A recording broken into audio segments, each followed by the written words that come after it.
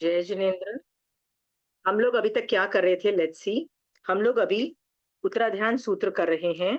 उत्तराध्यान सूत्र में 13 चैप्टर हो चुके हैं। आज हम 14वां चैप्टर चालू कर रहे हैं। 13 चैप्टर में हमने चित्त संभूति का देखा कि निदान नहीं करना चाहिए, पर निदान जीव क्यों करता है, कैसे करता है, उसके बहुत सारे नुआंसेस हमने चित्त संभूति की स्टोरी में देखे। बहुत निदान के रिलेटेड जितने भी नुआंसेस थे, जो जो हो सकता था, कि मान लो जब सिचुएशन आती भी है निदान करने की, क्या करना चाहिए, कैसे करके बचना चाहिए। क्योंकि ये तो कभी किसी का भी कोई भी निदान कर सकता है। आप और मेरे जैसे लोग, अच्छे अच्छे लोग जो धर्म कर रहे हैं ना, वो भी निदान कर सकते हैं। आचार्य भगवंत, साधु भगवंत भी निदान कर लेते हैं। सो उससे बचने की प्रेरणा दी गई है। ये एक नया चैप्टर चालू हो रहा है जिसका नाम 14वां अध्ययन, जिसका नाम है इक्खुक का कार्य। तो हम ये थोड़ा सा शॉर्ट में आपको बता देती हूँ। ये जो स्टोरी है ना, ये 6 लोगों की स्टोरी है। ये 6 लोग जो थे ना, ये साथ साथ में इन्होंने पहले भी धर्म किया था। एक भव के अंदर ये पूरा डिस्क्रिप्शन आता है, और इस पूरी स्टोरी के अंदर ये बताया जा रहा है कि इन 6 की सिचुएशन कैसे कहाँ हुई। ये 3 या 4 भव की स्टोरीज हैं। तो लेट्स स्टार्ट रीडिंग दैट, ठीक है। क्योंकि ये इसकी मैं पहले नहीं बता रही हूँ कि इस स्टोरी का मॉरल क्या है। धीरे धीरे पढ़ते पढ़ते हमको समझ में आ जाएगा कि इस स्टोरी का मॉरल क्या है, ठीक है। तो यहाँ से पढ़ना चालू करिए चंचल जी। ये जो 6 लोगों के बारे में है, यहाँ से पढ़ना चालू कीजिए। ये 6 जीव। ठीक है। ये 6 जीव प्रतिबुद्ध होकर प्रवर्जित हुए थे। यह अध्ययन श्रमण संस्कृति के इस मूल सिद्धांत को स्पष्ट उद्घोष करता है कि जब हृदय विरक्त हो जाता है तो उसकी प्रवज्या के लिए शरीर, उम्र, परिवार, स्वजन आदि कोई भी बाधक नहीं बन सकता है। यह अध्ययन कथात्मक होते हुए भी संवाद प्रधान है। इक्षुकर राजा की मुख्यता के कारण इसका नाम इक्षुकार्य रखा गया है। इसकी प्रथम गाथा इस प्रकार है। ठीक है। तो हमको ये ऐसे मॉरल ऑफ द स्टोरीज हैं। Let us understand the details. चलिए, पहला पहला।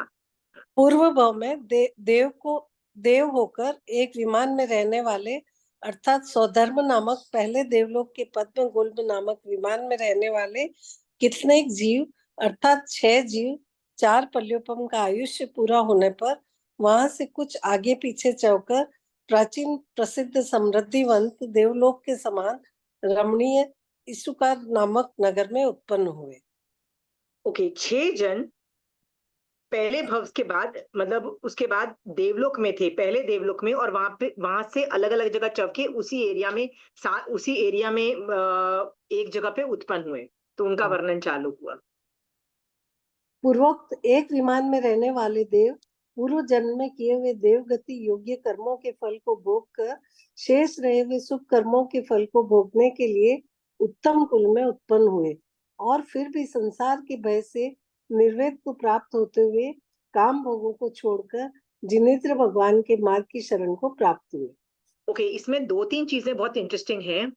कि पूर्व भव में उन्होंने धर्म किया था, मर के देवलोक में उत्पन्न हुए थे। पर देवलोक में पुण्य बचा हुआ था।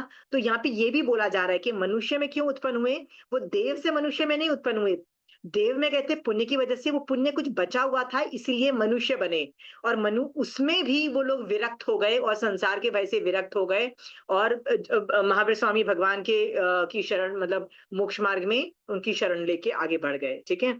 इनकी पास्ट की स्टोरी चालू होती है। देवलोक से चपकर वह 6 जीव इस प्रकार उत्पन्न हुए। विशाल कीर्ति वाला इशुकर नाम का राजा और उस राजा की कमलावती नाम की पटरानी तथा भृगु नाम का पुरोहित और उसकी यशा नाम की भार्या तथा इनके घर में पुरुष रूप से उत्पन्न होने वाले 2 कुमार, इस प्रकार वे 6 जीव मनुष्य लोक में आकर इशुकार नगर में उत्पन्न हुए। ओके, तो ये तो पता लग गया। ये 6 के नाम आ गए, 6 कौन थे उनका इंट्रोडक्शन दे रहे हैं मतलब आगमकार। अभी यहाँ पे विवेचन में ना, ये टीका से ली गई है, देखो, ठीक है। सो ठीक दिस है। इज अकॉर्डिंग टू टीका। हाँ। टीका में ये स्टोरी आती है कि ये 6 लोग हैं कौन, इन्होंने प्रीवियस बर्थ में क्या किया था। क्योंकि ये जो स्टोरीज है ना, ये त्रिशेष शलाखा पुरुष चारित्र में से मिलती है, वहां से और टीकाज में मिलती है। ठीक है, तो वो टीका की स्टोरी हम लोग पढ़ जाते हैं, और मैंने भी क्या क्या स्टोरी सुनी है उसके बारे में हम करते हैं। तो ये टीकाकार के अनुसार से आगे पढ़ लीजिए, नहीं मैं चाहती हूँ कि ये स्टोरी जान ले हम। अच्छा, टीकाकार के अनुसार इन 6 जीवों में से 2 जीव गौवल्लभ नामक गोप के नंददत्त और नंदप्रिय के जीव थे, जो पूर्व जन्म में संयम पालन के कारण देव बने और वहां से चौकर श्रुति प्रतिष्ठित नगर के जिनदेश श्रेष्ठी के यहाँ सहोदर भाई के रूप में उत्पन्न हुए। इसी नगर में इनकी मित्रता वसुधर श्रेष्ठी के पुत्र वसुमित्र, वसुदत्त, वसुप्रिय और धनदत्त के साथ हुई। ये 6 मित्रों ने स्तवर मुनि से दीक्षा ग्रहण की। तप संयम से के प्रभाव से 6 आयुष्य पूर्ण करके स्वधर्म नामक पहले देवलोक में पद्मगुल्म नामक विमान में 4 पल्योपम की स्थिति वाले देव बने। देव भव का आयुष्य पूर्ण करके वे 6 मित्र इशुकार नगर में उत्पन्न हुए। वसुमित्र का जीव भृगु पुरोहित हुआ, वसुदत्त का भृगु भृगु पुरोहित की पत्नी यशा हुई, वसुप्रिय का जीव इशुकर राजा हुआ, नंददत्त का जीव रानी कमलावती हुआ, और 5-6 नंददत्त और नंदप्रिय के जीव भृगु पुरोहित के 2 पुत्र हुए। इन 6 जीवों ने पूर्व भाव में जो शुभ कर्म उपार्जित किए और उनको भोगने से बचे हुए पुण्य कर्म के प्रभाव से ये 6 पुण्यशाली जीव उच्च कुल ब्राह्मण और क्षत्रिय में उत्पन्न हुए। ठीक है, सो ये है ना, टीकाकार बोल रहे हैं कि ये पुराने उनके पिछले भव की स्टोरी है, क्योंकि आगम के अंदर क्या होता है कि एक स्टोरी के अंदर ना बहुत एंगल्स होते हैं, इतने सारे एंगल्स होते हैं कि हम लोग वो पूरी स्टोरी में से जो हमको समझाना होता है ना, हम वही स्टोरी वो पार्ट दिखाते हैं, बोल लेते हैं, पर उस स्टोरी के 50 और चीजें होती हैं पहले की बाद की जो हम बोलते नहीं है। जनरली हम लोग ये देखा जाता है, फिर अगली बार जब हम बोलेंगे ना कुछ और चीज को हाईलाइट करने के लिए, वही स्टोरी का कोई और एंगल बोलेंगे। तो उस अपेक्षा से ना मैंने भी इस स्टोरी की कोई और स्टोरी सुनी हुई है। अभी जो लिखा हुआ है पहले मैं वो बता देती हूँ क्या लिखा हुआ है। ये स्टोरी में लिखा हुआ है कि 2 लड़कों ने जो धर्म ध्यान साथ में किया, ठीक है, 2 भाई ने धर्म ध्यान साथ में किया, मर के देवलोक में उत्पन्न हुए। देवलोक के बाद जब वो एक ही घर के अंदर बहुत 2 बेटे बने, तो उन लोगों ने 4 और लोगों से दोस्ती की। 4 और लोगों से दोस्ती की और वो इतने अच्छे फ्रेंड्स बन गए, साथ में धर्म किया। तो पहले भव में उन्होंने किन किन लोगों ने धर्म किया? 2 जनों ने। मर के देव के बाद जब वापस मनुष्य बने, तो 2 ने और 4 लोगों से दोस्ती करके अब 6 लोग साथ में धर्म साधना कर रहे हैं। साथ में धर्म साधना करके मर के 6 जन पहले देवलोक में गए। ये देखो आगम में स्टोरी आ रही है यहाँ से कि वो देवलोक में गए। वहां से निकल के एक ही कंट्री में एक राजा रानी बनते हैं, एक भूगो पुरोहित और उसकी बीवी बनते हैं, और 2 उसके बच्चे बनते हैं। ऐसी स्टोरी ये टीकाकार में है। मैंने कुछ और भी स्टोरी सुनी है, वो मैं बता देती हूँ। कहते हैं कि जब भूगो पुरोहित और यशा को ना चाह थी कि हमारे बच्चे पैदा हों, उनके बच्चे पैदा नहीं हुए थे। तो वो चाहते थे कि हमारे बच्चे पैदा हों। तो ये जो 2 बेटे थे, जो जो 2 आगे चल के 2 बेटे बनेंगे, ये देव थे। तो इनको जब रियलाइज़ हुआ कि हमारा आयुष खत्म होने वाला है, हम मर के ये गर्भ में जाने वाले हैं, किसके? यशा के गर्भ में जाने वाले हैं। तो ये देव रूप में किसके सामने प्रकट होते हैं? दोनों हस्बैंड वाइफ के सामने, भृगु पुरोहित के सामने प्रकट होते हैं। और उनको निवेदन करते हैं कि आपकी इच्छा है बच्चे पैदा करने की, हम देव हैं, हमारा आयुष जब खत्म होगा, हम तुम्हारे घर में पुत्र रूप में उत्पन्न होंगे। बस हमको एक मदद करना, मैं जब भी हम लोग छोटे से है ना, जब भी हम होश संभाले ना, हमको जैन धर्म पढ़ाना, जैन धर्म सिखाना, जैन जैन पूरा जितना दे सको हमको देना, वैराग्य में रखना। और जैसे ही हम एक उम्र में पहुंचे, राइट, हमको प्लीज दीक्षा दे देना, राइट, दीक्षा। और इस तरह से हम उस भव में ढेर सारा धर्म करके हम मोक्ष जाना चाहते हैं। अब ये किसकी इच्छा है? ये देवता की इच्छा है। ये बोल के वो दोनों वापस चले जाते हैं, उनको पता है कभी ना कभी हम लोग अभी गर्भ में आ जाएंगे। अब भृगु पुरोहित बड़े और उसकी बीवी बड़ी खुश होती हैं कि हमारा तो बच्चा पैदा होने वाला है, तो हाँ हाँ, देवता को तो हाँ हाँ बोल देते हैं, हाँ हाँ, जैसे ही तुम पैदा होगे हम तो तुमको जैन धर्म में डालेंगे, सब कुछ करेंगे। पर असली में जब ये गर्भ में आते हैं और उत्पन्न होते हैं ना, तो दोनों का मोहनीय कर्म, अपने बच्चों के साथ तो प्यार होता है ना, तो मोहनीय कर्म के उदय की वजह से उनको लगता है यदि हमने इनको बच्चों को जैन धर्म में डाला तो ये तो हमको छोड़ के कहाँ चले जाएंगे, मोक्ष मार्ग में चले जाएंगे, दीक्षा ले लेंगे। तो बेस्ट ये है कि हम इनको जैन धर्म को से अलग कर रखें, तो ये दीक्षा ही नहीं ले पाएंगे। तो जैसे ही पैदा होते हैं ना, उनको खरी गंदी गंदी स्टोरी सुना के रखी उन लोगों ने। जैन साधु के बारे में डराया कि देखो जैन साधु गंदे होते हैं, मार डालते हैं, उनके पात्रे में अस्त्र शस्त्र होते हैं, उनका एक ही काम होता है बच्चों को उठा के ले जाना, मार डालना और ये सब करते हैं। इस तरह से गंदी स्टोरीज और जैन धर्म के बारे में बुरा भला उन्होंने सिखा के रखा। तो ये दोनों बच्चे वैसे भी जैन साधु से डरते थे और जैनियों से डरते थे। जब ये बच्चे बड़े हो गए तो एक दिन उन्होंने जैन साधु को ग्रुप में आते हुए देखा। डर के मारे ये लोग पेड़ पे चले गए। अब पेड़ पे जाने के बाद क्या हुआ, वो बाय चांस वो साधु उसी पेड़ के नीचे अपना गोचरी करने के लिए बैठे। तो ये दोनों डर के मारे ऊपर बैठे हुए हैं पर देख रहे हैं कि ये कर क्या रहे हैं, और देख रहे हैं कैसे इरिया समिति से वो जैसे सब कुछ यत्ना पूर्वक चीजों को हटा रहे हैं, चीजें धीरे से खोल रहे हैं, और कैसे जो हमने अस्त्र शस्त्र सुना था वो तो नहीं निकला पात्रे में से, बल्कि सिंपल खाना खाया, और पूरा उन्होंने उनकी चर्या देखी। उनकी चर्या देख के वो विचार करते हैं कि यार ऐसे परफेक्ट साधु, मतलब जो लोग हैं जो मार नहीं रहे किसी को, इतना सब कुछ कर रहे हैं, जो मैंने सुना था उससे बहुत अलग था। ये सोच के उनका इनके प्रति थोड़ा सा विनय उत्पन्न होता है, जिसकी वजह से इनको जाति स्मरण ज्ञान होता है। दोनों बच्चों को जाति स्मरण ज्ञान से वो लोग अपने पूर्व भव का किया हुआ खुद की साधना को देखते हैं, और उनको रियलाइज होता है अरे जैन साधु तो बहुत ही ग्रेट है, हमारे पापा ने जानबूझ के हमको उल्टा सिखाया है। ये सोच के वो पेड़ पे बैठे बैठे जाति स्मरण ज्ञान से वैराग्य में चले जाते हैं, और डिसाइड करते हैं, अपने पापा को जाके परमिशन लेते हैं कि हमको दीक्षा दे दो। ये स्टोरी मैंने सुनी हुई है, ठीक है। सो ये स्टोरी भी मैच करती है इस पूरी स्टोरी से। अब हम आगे स्टोरी देखते हैं, ठीक है। स्टोरी देख लेंगे ना तो इसके बाद बहुत चीजें सीखने को मिल जाएंगी। चलिए चंचल जी और आगे पढ़िए।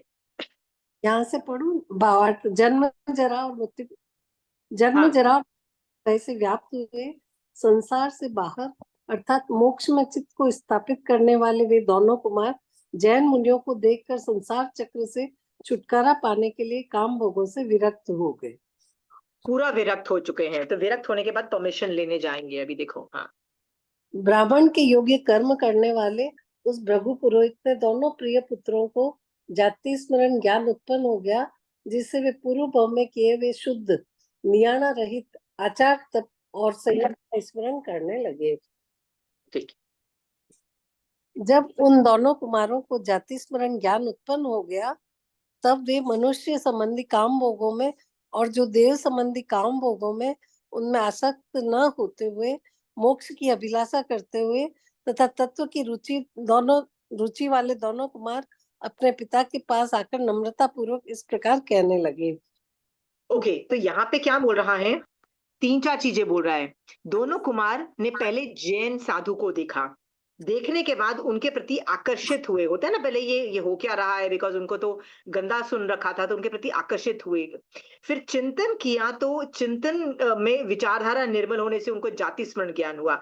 जाति स्मरण ज्ञान से उनको संसार से विरक्ति हुई, क्योंकि उन्होंने पिछले भव में किए हुए धर्म साधना देखी और उनको वैराग्य आया। ज्यादातर जितने भी लोगों को ज्यादातर ये जाति स्मरण ज्ञान होता है, पूर्व भव में किया हुआ धर्म दिखता है ना, तो वो लोग वैराग्य से ओतपोत होके दीक्षा ले ही लेते हैं। कोई एग्जाम्पल बताइए, और जिन्हों को जाति स्मरण ज्ञान हुआ और जिन्हों को वैराग्य आ गया और उन्होंने बोला हमको धर्म, मतलब हम धर्म में मुड़ गए, कौन थे? और किसी का नाम याद है? चंड कौशिक स्नेक, याद है? चंड कौशिक को भी महावीर स्वामी भगवान की वजह से, जब उसको सोचने लगा, जाति स्मरण ज्ञान हुआ और उसको रियलाइज हुआ मैं गलत हूं, मुझे क्या करना है, चारित्र में जाना है, और वो तब संथारा ग्रहण करता है। कहते हैं ना, उनको 16 दिन का संथारा आया। जाति स्मरण किसी को भी होता है ना, ज्यादातर ये होता है। हमने अभी 2-3 चैप्टर पहले किसकी स्टोरी पढ़ी थी, बाल हरिकेशी की, बल हरिकेशी की, ठीक है। क्या है? प्रत्येक बुध भी, यस। तो हमने हमने कौन सी स्टोरी पढ़ी थी, वो वाली बलहरिकेशी की स्टोरी पढ़ी थी। बलहरिकेशी के साथ भी तो यही था, राइट? उसने पेड़ के ऊपर बैठे-बैठे यही चीज़ें सोचना चालू की और विरक्ति हो गई। और तेतली पुत्र की भी स्टोरी आती है ना ज्ञाता धर्म कथांग में। जितने लोगों को कुछ चीज़ देख के उनका ज्ञान निर्मल होता है, राइट? पिछले भवों का एक्सेस होता है, तो उनको उसी से प्रतिबुद्ध होके वो लोग आगे बढ़ जाते हैं। तो यहाँ पे भी इन 6 लोगों सॉरी, दोनों बच्चों के साथ यही हुआ कि एकदम वैराग्य आ गया। तो अभी मैं ना थोड़ा टेक्निकल सवाल कर रही हूँ आप लोगों को, ठीक है? दीक्षा लेने का भाव आता है, ठीक है? और मान लो मेरे दीक्षा लेने के भाव आए, तो ये जो वैराग्य है, ये किस-किस वजह से आ सकता है? बताइए किस-किस वजह से मुझे वैराग्य आ सकता है? आप और मेरे बारे में सोचिए। Let us not think about जाति स्मरण and all this thing. Generally जभी भी वैराग्य आता है, किस वजह से वैराग्य आता है? बताइए। संसार के दुखों को देख के भी वैराग्य आ सकता है। यस, दुःख प्लस गर्भित वैराग्य। तो आपने एक जो बोल रहे हो दुःख गर्भित वैराग्य। दुःख गर्भित वैराग्य किसको होता है? हमेशा वासुदेव का जो बड़ा भाई होता है ना, राइट? वो अपने उसको बलदेव बोलते हैं। जो शलाध्य पुरुष जो होता है ना, उनमें जो वासुदेव हमेशा पहले मरता है। उसके मरने का दुःख कौन नहीं हैंडल कर पाता? उसका जो बड़ा भाई होता है बलदेव कभी हैंडल नहीं कर पाता है। और जब उसको रियलाइज़ होता है 6 महीने के बाद शकेंद्र भगवान उनको प्रतिबोध देते हैं, तो उनको दुःख गर्भित वैराग्य से बोलता है कि यार यदि मैं अपना मेरा भाई भी जिनको मैं प्यार करता था जिंदा नहीं रहा, मैं भी दीक्षा लेता हूँ। वो दुःख गर्भित वैराग्य जो आप संसार से डर के लोग लेते हैं, तो एक दुःख गर्भित भी है। बट उनमें एक अच्छी चीज और कोई कारण है बताइए जिससे जैसे दुःख गर्भित वैराग्य और किस वजह से वैराग्य आता है? परिवार के लोग जो संयम लिए हुए होते हैं, उनको देख के भी वैराग्य आ जाता है। ओके, कभी हमारे हमारे आसपास जो हमारे प्यारे हैं, जैसे पेरेंट्स होते हैं, घर के रिश्तेदार होते हैं, भाई बहन होते हैं, वो जब दीक्षा लेते हैं ना, तो उनके अनुराग में भी मतलब उनके प्यार में भी लोग दीक्षा ले लेते हैं। एक ये भी एक आता है। और कैसे क्यों ऐसे लोग दीक्षा लेते हैं बताइए? पूर्व एनीबडी? पू- पूर्व पूर्व जन्म में अगर उन्होंने ऐसा कुछ किया होता है, तो उसका कोई चित्र या कुछ याद आने से भी वापस उनको वैराग्य आ जाता okay, past memories, past thinking process को देख के भी दीक्षा लेते हैं। और कोई कारण? साधु संत का सत्संग होता है ज्यादा, उससे भी आता है। ओके, तो साधु संत का जब सत्संग होता है ना, तो उसमें भी 2 चीज़ें आप बोल रहे हो। आप बोल रहे हो सत्संग होता है, सत्संग का मतलब ज्ञान एक्सचेंज होता है, राइट? सो जब साधु महावीर स्वामी भगवान का ज्ञान मतलब तीर्थंकरों का ज्ञान देते हैं ना, तो ज्ञान जब अंदर जाता है ना, तो ज्ञान से वो अजीब सोचता है और ज्ञान गर्भित वैराग्य भी उत्पन्न होता है, ठीक है? तो that is another one, right? But कभी-कभी ऐसा भी होता है, ज्ञान गर्भित वैराग्य नहीं हो साधु को देख के, पर साधु की लाइफ ईज़ी लगती हो, साधु की लाइफ एप्रिशिएटेबल लगती हो। जैसे अरे देखो सब लोग वंदना कर रहे हैं साधु को, राइट? तो चलो मैं भी साधु बन जाता हूँ, ठीक है? आगम में ऐसा बहुत जगह वर्णन आता है, राइट? कि लोग क्यों साधु बन रहे हैं? कि यार वो लाइफ बहुत अच्छी है, मेरी लाइफ से वो लाइफ इजी है, ठीक है? चित संभूति का भी जब स्टार्टिंग हुआ था, वो लोग इतने दुखी थे दुनिया से कि वो आत्महत्या करने वाले थे। फिर उनको लगा कि दिस लाइफ इज ईजियर, वो भी कारण हो सकता है। पर एक होता है ज्ञान से क्लैरिटी मिलती है, वो अलग है। सो आगमों में बहुत वजह से बहुत तरीके से लोग लोग दीक्षा लेते हैं, ठीक है? जैसे मुझे याद आ रहा है, दूसरे आचार्य थे ना, दूसरे आचार्य का नाम मैं भूल रही हूँ।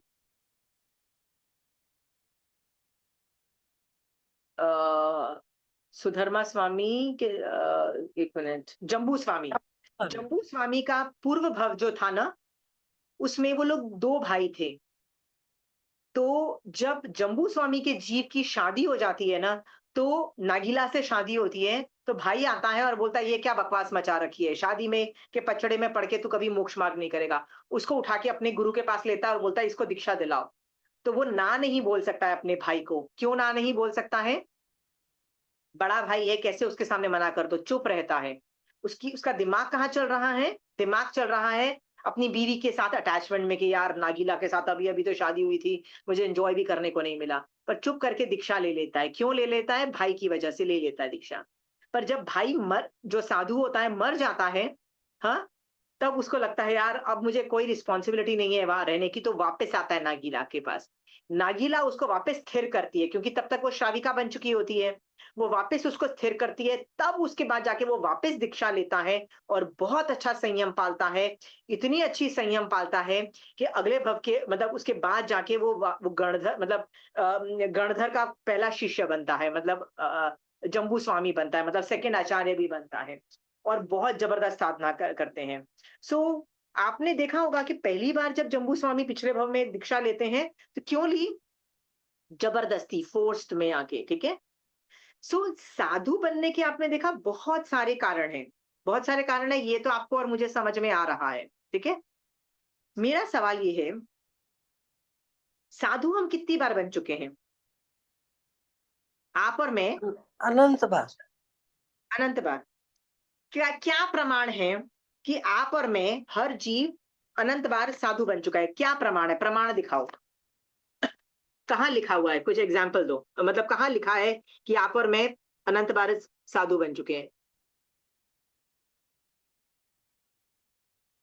हर हाँ, आत्मा वो 9 घाटी पार करके आती है, मतलब वो कई जन्मों के सब करके आती है।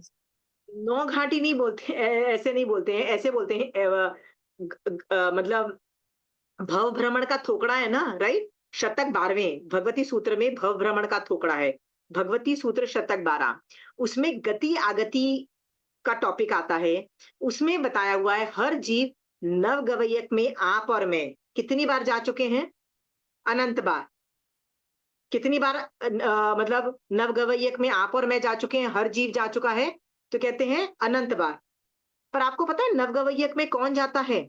स्वलिंगी साधु। स्वलिंगी मतलब जैन साधु का वेश पहना हुआ जीव साधना करता है तभी जा सकते हैं। आप और मैं श्रावक हैं, श्रावक की साधना जितनी भी ऊंची हो, हम लोग 12वें देवलोक से ऊपर नहीं जा सकते। यानी आप और मैं श्रावक पने में रहते हुए 12th मैक्सिमम जितनी भी मेहनत कर लो, 12वें देवलोक से ऊपर नहीं जाएंगे। 12वें देवलोक से ऊपर स्वलिंगी साधु ही जा सकता है, मतलब साधुपना चाहिए, वो भी जैन साधुपना चाहिए, ठीक है। इसका मतलब आपने और मैंने पिछले भवों में कितनी बार दीक्षा ले चुके हैं? जैन दीक्षा ले चुके हैं, जैन साधु बन चुके हैं आप और मैं अनंत बार। ये बात समझ में आ रही है? अब सेकंड सवाल ये है, तो इसको ऐसे भी बोला जाता है व्यवहार, व्यवहार साधु, या इसको ऐसे बोला जाता है बॉडी से मैंने दीक्षा ली है। समझ में आया? हाँ। बट कहीं और जगह पे लिखा जाता है निश्चय दृष्टि से। निश्चय दृष्टि से मतलब सम्यक दर्शन सहित साधुपना। एक जीव मैक्सिमम कितनी बार हो सकता है उसको? बताइए। मैक्सिमम आपको और मेरे को या किसी भी जीव को सम्यक दर्शन सहित साधुपना कितनी बार आ सकता है मैक्सिमम? 8 या बताइए। 15 बार, 8 या 15 बार। 8, 8 बार। यू आर राइट, 8 बार। क्या प्रमाण है मैं ये बोल सकती हूँ कि मुझे सम्यक दर्शन सहित साधुपना 8 बार से ज्यादा नहीं आ सकता है? 8 बार यदि आ गया तो मुझे केवल ज्ञान उत्पन्न हो जाएगा। ये कहाँ प्रमाण लिखा है बताइए?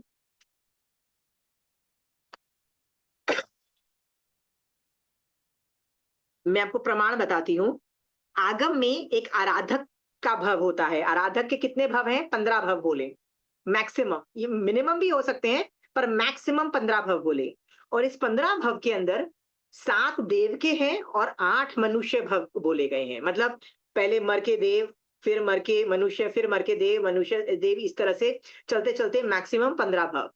तो उसमें मनुष्य के 8 भव बोले, ठीक है। और वो जो 8 भव है ना, उसमें साधुपना बोला कि उसमें साधुपना मान लो आता भी है मैक्सिमम टाइम, तब आप सम्यक दृष्टि साधु बनते हो। तो आप मैक्सिमम कितनी बार बनते हो? 8 बार ही बनते हो। यानी 8वीं बार तो आपको केवल ज्ञान उत्पन्न हो जाएगा और आप मोक्ष चले जाओगे, ठीक है। एक और भी प्रमाण है। क्या प्रमाण है बताइए, जिससे ये पता लगता है 8 बार है?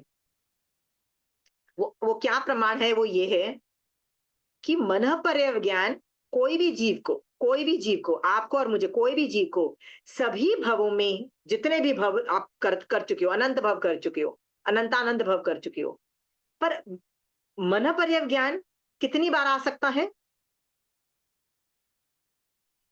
हाँ, 8 बार। सिर्फ 8 बार। यानी मुझे अभी यदि मन पर्यव ज्ञान हुआ, इस भव में हुआ, वो बात आ सकता है, आता जाता रहे, वो बात अलग है, पर एक भव हुआ, उसके बाद 7 और मैक्सिमम भव में ही होगा मुझे मन पर्यव ज्ञान, उससे ज्यादा नहीं होगा। क्यों नहीं होगा? क्योंकि मन पर्यव ज्ञान जो होता है 8 भव में ही आता है, ठीक है। और मन पर्यव ज्ञान किसको होता है आपको पता है? भाव साधु को, भाव साधु। सम्यक दृष्टि साधु को ही होता है। निश्चय दृष्टि से 7वां गुण स्थान जिसने स्पर्श किया है ना, निश्चय दृष्टि से 7वें गुण स्थान में प्रकट होता है, फिर 6ठे गुण स्थान में भी टिकता है, ये हमने देखा हुआ है। यदि मैं पहले गुण स्थान में निश्चय दृष्टि से हूं और बॉडी से मैं साधुपने में हूं, ऐसे जीव को कभी भी मन पर्यव ज्ञान उत्पन्न नहीं होता। यहां तक कि तीर्थंकर नाम गोत्र वाले जीव को भी, जो तीर्थंकर बनते हैं ना, जो बनने वाले होते हैं, पैदा होते हुए उनको मन पर्यव ज्ञान नहीं होता है। जिस वक्त वो दीक्षा लेते हैं, यानी सम्यक दर्शन तो था ही ना, पैदा होते भी सम्यक दर्शन था, पर जब 7वां गुण स्थान कब स्पर्शता है? जब वो दीक्षा लेते हैं, करेमी बनते का पाठ पढ़ते हैं, तब उनको मन पर्यव ज्ञान उत्पन्न होता है, तीर्थंकर को भी। इससे क्या सीखने को मिला आपको? कि निश्चय दृष्टि से सम्यक दृष्टि साधु में 8 बार से ज्यादा नहीं बनूंगी, 8वें भव में मैक्सिमम तो केवल ज्ञान उत्पन्न हो जाएगा। सो मान लो मेरा ये 8वां भव है और मुझे मन पर्यव ज्ञान हुआ है, तो इसी भव में मुझे केवल ज्ञान भी उत्पन्न हो जाएगा, गारंटेड। देखो मिनिमम तो एक भव में भी निकल जाते हो, उसकी टेंशन नहीं है, मैं मैक्सिमम बोल रही हूँ, ठीक है। सो दो चीजें मैं आपको समझाने की कोशिश कर रही हूँ। व्यवहार साधु मैं अनंत बार बनी हूं, मतलब मिथ्यात्व अवस्था में साधुपना मैंने पाला। कितनी बार? अनंत बार। पर सम्यक दर्शन सहित साधुपना मैं सिर्फ 8 बार ही पाल सकती हूं, उससे ज्यादा नहीं होगा, नहीं तो मुझे केवल ज्ञान उत्पन्न होगा। सोच के देखो ये सिचुएशन, कि वैराग्य मुझे कितनी बार आया, अजीबोगरीब कारणों से आया, ठीक है, अजीबोगरीब कारणों से आया। पर साधुपना कब आता है पता है? साधुपना क्यों आता है? सोच के देखो, मैं साधु क्यों, असली सम्यक दर्शन सहित साधुपना मतलब क्या? समझाओ, सम्यक दर्शन सहित साधुपने का मतलब क्या?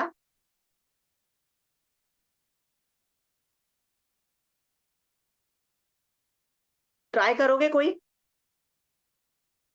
उनकी गिनती उसी भाव से होती है जिस भाव से सम्यक दर्शन प्राप्त होता है।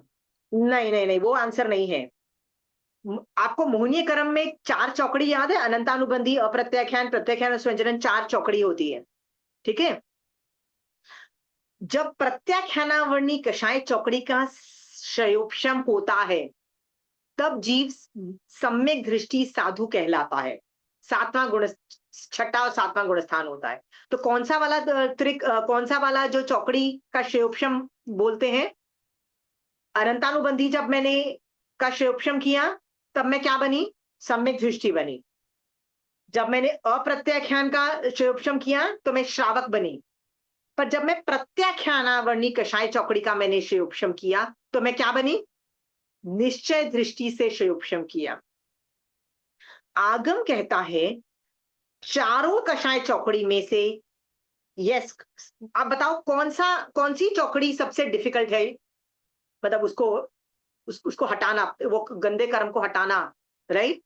तो अनंतानुबंधी को हटाना, अप्रत्याख्यान, प्रत्याख्यान, स्वंजन हटाना अपने ऊपर से थोड़ी देर के लिए भी, कौन सा सबसे ज्यादा डिफिकल्ट है चारों कषाय चौकड़ी में? Which is the most difficult? Try करो, शोभा जी ट्राई। अनंतानुबंधी। वैसे तो अनंतानुबंधी कहते हैं बहुत डिफिकल्ट है, ठीक है, बट अनंतानुबंधी यदि एक बार का क्षयोपशम हो जाता है, उपशम हो गया आपको, मान लीजिए आपने एक बार उपशम कर लिया, एक बार आप उस आपका मतलब ग्रंथि भेद हो गया, सम्यक दर्शन की स्पर्शना हो गई, उसके बाद आपको क्या सबसे डिफिकल्ट है? प्रत्याख्यान कषाय चौकड़ी का क्षयोपशम सबसे ज्यादा डिफिकल्ट है, क्योंकि ये सिर्फ मैक्सिमम 8 बार ही क्षयोपशम होगा इसका। कितनी बार होगा? मैक्सिमम 8 भवों में ही होगा। तो मान लो मुझे इस भव में हुआ, तो अगली 7 और भव में मुझे इस प्रत्याख्याना कषाय चौकड़ी का शुभशम करूंगी, क्योंकि इससे ज्यादा हुआ हो नहीं सकता है। समझ में आ गया? हम्म। तो सम्यक दर्शन सहित साधुपना का मतलब क्या है? प्रत्याख्याना कषाय चौकड़ी का मेरा शुभशम है। ये टेक्निकल चीजें मैं आपको क्यों सिखा रही हूँ, ये सारी चीजें आपको समझ आएगी कि साधुपना इस प्रत्याख्याना कषाय चौकड़ी का शुभशम, और आप और मैं आराम से ये नहीं कर पाते हैं। ये जो 6 लोगों का वर्णन है कि ये लोग खट खट खट दीक्षा के भाव आ रहे हैं, असली वैराग्य है, असली वैराग्य है, असली असली साधुपना पाल रहे हैं। असली साधुपना पाल के आगे स्टोरी में देखेंगे कि ये लोग मोक्ष में जाते हैं। सो इन्होंने क्या किया? प्रत्याख्याना कषाय चौकड़ी का शुभशम कर दिया उठा के। That is the greatness, right? आप और मैं कोई कर पा रहे हैं ये प्रत्याख्याना कषाय? कितने इंटेलिजेंट है आप और मैं? कितने लोगों को आगम कंठस्थ है, कितने लोगों को थोकड़े कंठस्थ है, कितने लोगों को पाठ्यक्रम में 100 ऑन 100 आते हैं, कितने लोग ऐसे हैं आप में और हमारी तरह श्रावक ऐसे हैं धुरंधर कि महारासा को पढ़ा दें, श्रावकों को पढ़ाते हैं, ऐसे पढ़ाते हैं कि रात के अंधेरे में महारासा को मुंह जबानी बोल देते हैं, मतलब कर्म ग्रंथ पढ़ा रहे हैं, आगम पढ़ा रहे हैं, फेर रहे हैं थोकड़े। ठीक है? इतने इंटेलिजेंट श्रावक हैं। इतना होने के बावजूद भी आप और मैं प्रत्याख्याना कषाय चौकड़ी का शुभशम नहीं कर पा रहे। कंचन आंटी बोलती है, यदि आप और मेरे में से कोई भी जीव का प्रत्याख्याना कषाय चौकड़ी का शुभशम हमने कर दिया ना, हम संसार में रह ही नहीं पाएंगे, हम टिक ही नहीं पाएंगे। उससे वैराग्य नहीं उत्पन्न होता, उससे ऐसी घबराहट होती है कि आप संसार में रह ही नहीं पाते हो। मतलब you can not survive it. आप छोड़ ही दोगे चाहे कुछ भी हो जाए। आप बोलोगे नहीं नहीं आचार्य भगवान ने परमिशन नहीं दी तो मैं रह जाऊंगी संसार में। नहीं, फिर भी आप संसार में नहीं रहोगे, आप अजीबोगरीब सिचुएशन में रहोगे। मतलब लिटरली अलूफ होके कमरे में बंद होके रहने वाली हालत हो जाती है। मतलब आप संसार में सरवाइव ही नहीं कर पाओगे, ऐसी बुरी हालत होती है। एक स्टोरी आती है कि एक राजा का बेटा, मतलब राजकुमार होता है, उसको किसी वजह से ये प्रत्याख्याना कषाय चौकड़ी का शुभशम होता है। उसको इतना वैराग्य आता है, बोलता है मैं तो दीक्षा लूंगा। अब बाप राजा है, राजा को लगता है यार मेरा एक ही एक उत्तराधिकारी तो एक ही हुआ ना, राजकुमार, वो दीक्षा ले लेगा तो कैसे मतलब संसार चलेगा, ऐसा तो नहीं हो सकता है। तो उसको कमरे में बंद कर देता है और क्या बोलता है, I am not giving permission, permission ही नहीं दूंगा तेको दीक्षा की।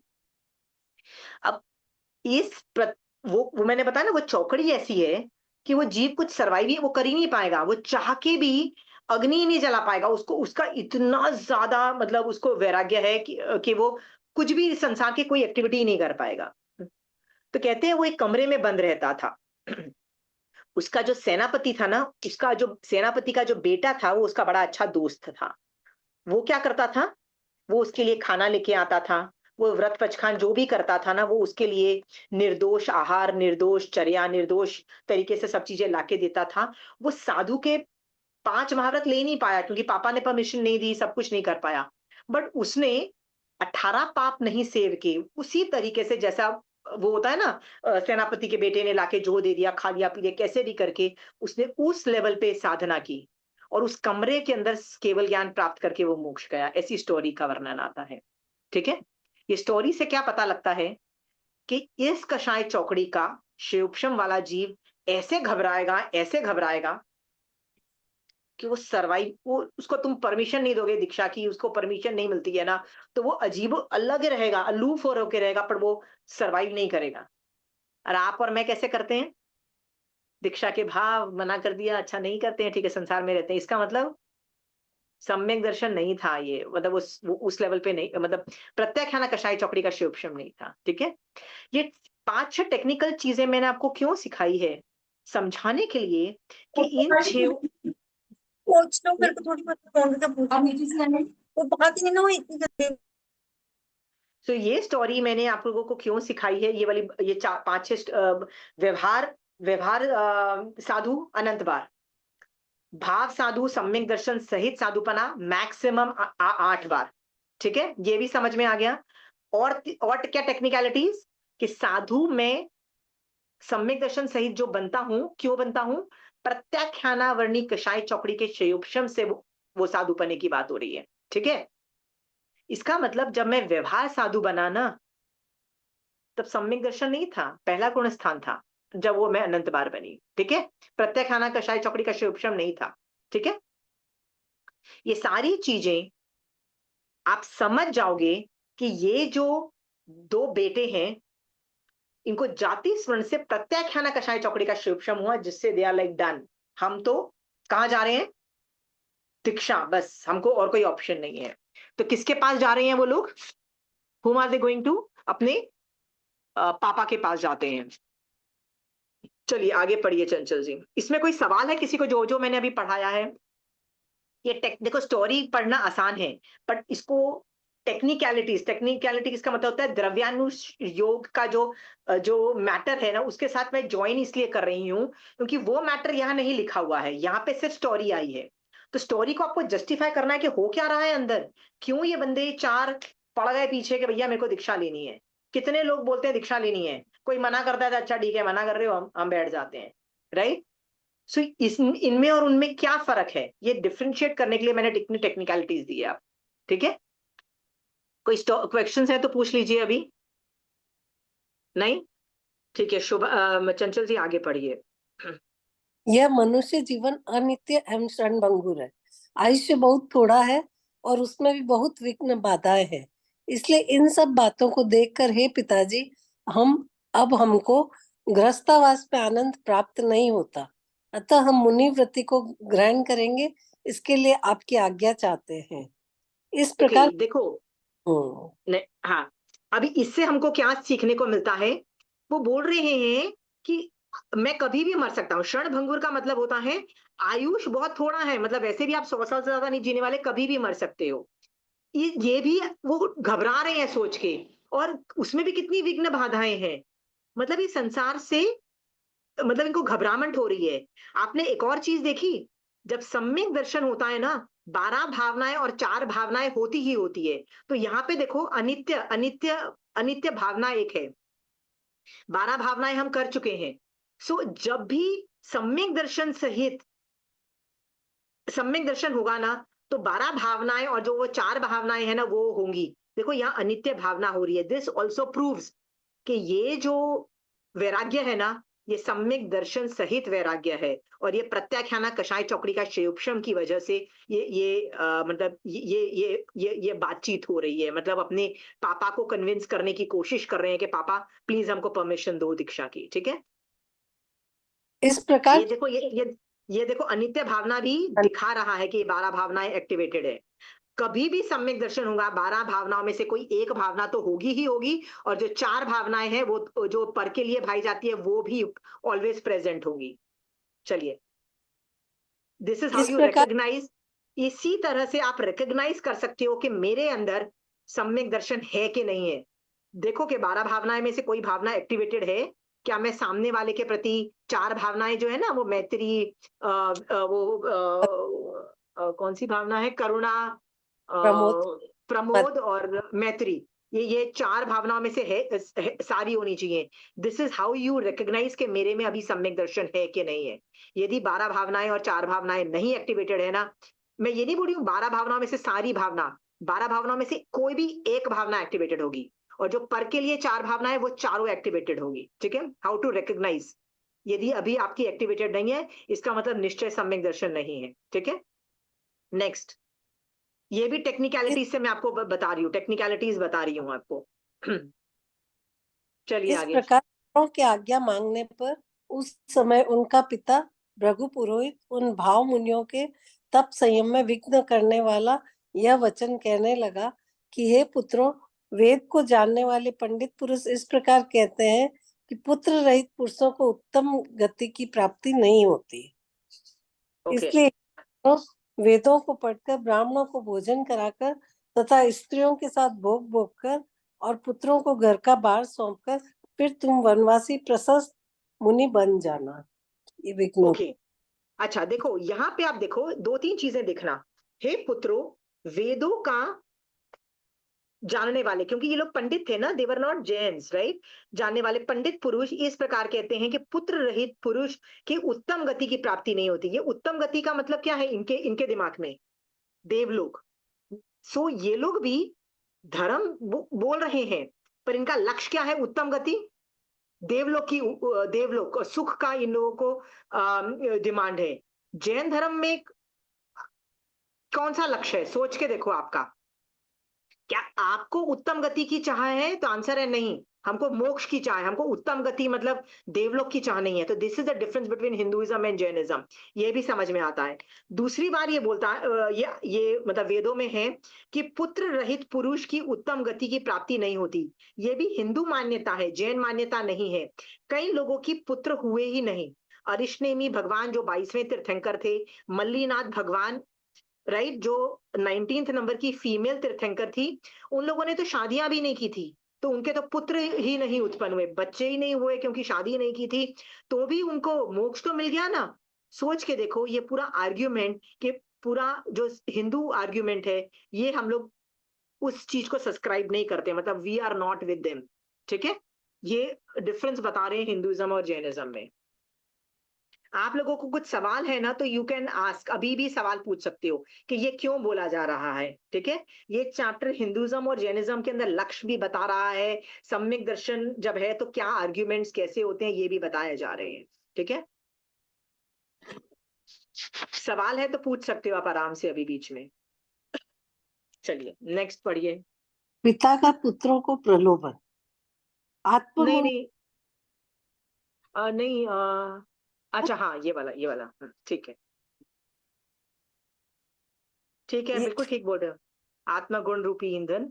आत्मगुण रूपी ईंधन से युक्त मोह रूपी वायु से अत्यंत प्रज्वलित होती हुई शोक रूपी अग्नि से संताप एवं परिताप को प्राप्त होते हुए और बहुत प्रकार से अत्यधिक आलाप संलाप करते हुए तथा क्रम से अनुनय करते हुए और अपने पुत्रों को यथाक्रम से काम भोगों का और धन का निमंत्रण करते हुए उस भृगु पुरोहित को वे दोनों कुमार विचार कर इस प्रकार वचन कहने लगे। सुनो, ये भी बात है, वो क्रम से ना आर्ग्यूमेंट हो रहा है। पापा उनको बोल रहे हैं प्लीज मत मत दीक्षा के बात मत सोचो, भी नहीं करें, इस तरह से कर रहे हैं। पर बच्चे क्या रिप्लाई करते हैं? देखिए आर्ग्यूमेंट्स, पढ़िए।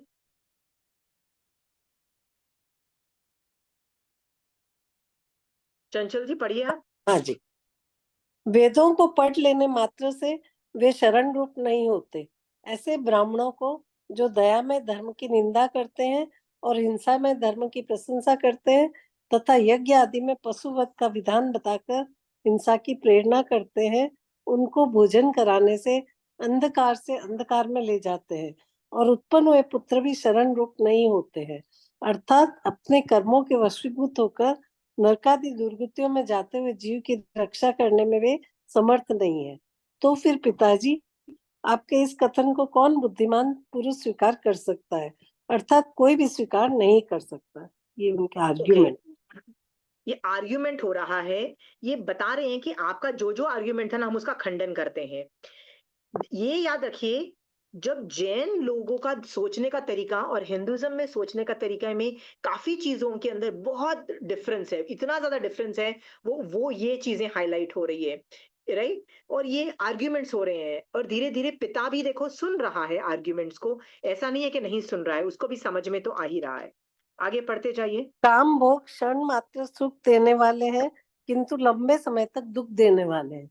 जिसमें स्वप्न सुख और बहुत जिसमें स्व अल्प सुख और बहुत दुख हो, वे सुखदायी कैसे कहे जा सकते हैं?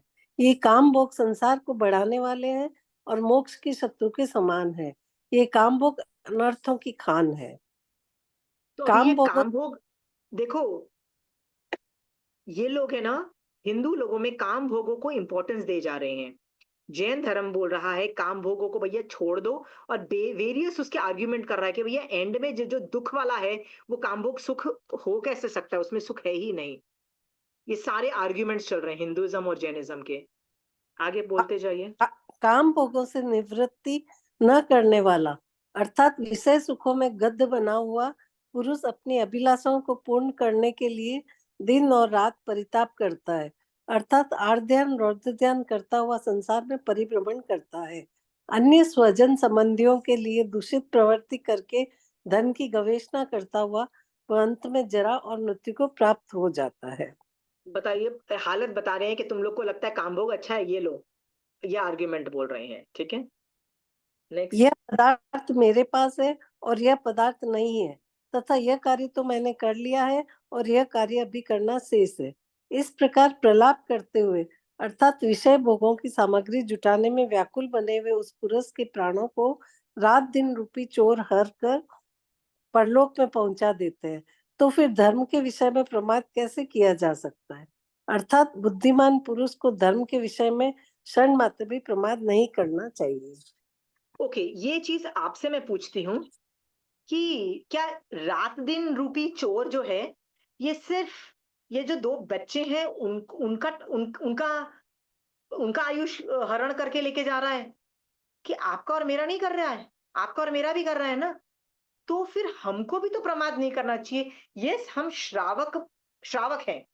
श्रावक पने में भी हम अपना जो समायक है, पौषध है, जो हमारी लिमिट्स हैं श्रावक के 12 व्रत की, 14 नियम की, वो भी हम स्ट्रॉन्ग करते चले जाएंगे। एक समायक करते हैं तो 4 समायक कर सकते हो, यानी मैं 4 समायक का टाइम है मेरे पास, कैपेबिलिटीज भी है, और फिर भी मैं एक समायक करती हूँ।